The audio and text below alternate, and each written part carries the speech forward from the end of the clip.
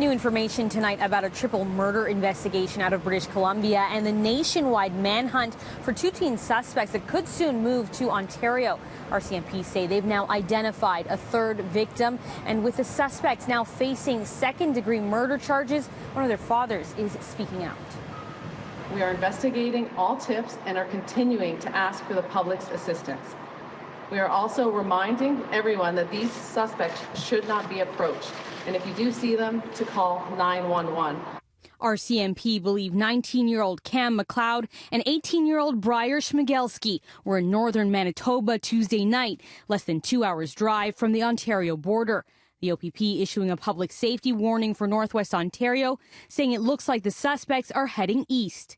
On Monday evening, RCMP recovered a vehicle in the Gillam area after receiving a report of a vehicle fire.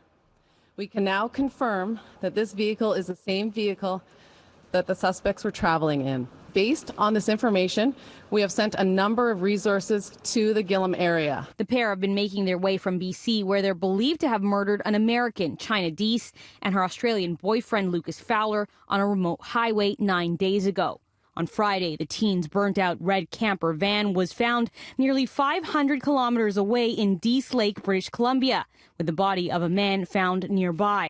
RCMP have now identified that victim as Leonard Dick of Vancouver, a lecturer at the University of British Columbia.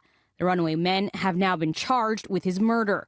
Sunday, the suspects were spotted in Meadow Lake, Saskatchewan. From there, the RCMP say the pair took a new car, a silver SUV, to the remote community of Gillam, about 1,000 kilometers north of Winnipeg. Tonight, we're learning more about one of the suspects. They had a few other close friends, and they'd have their campouts.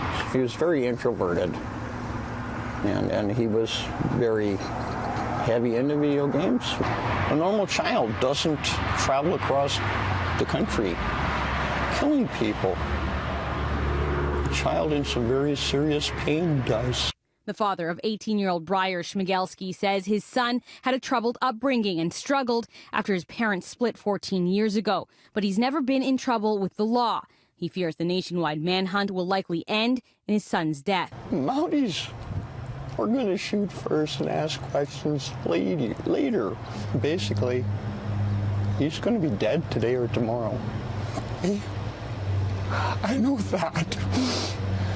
I would say,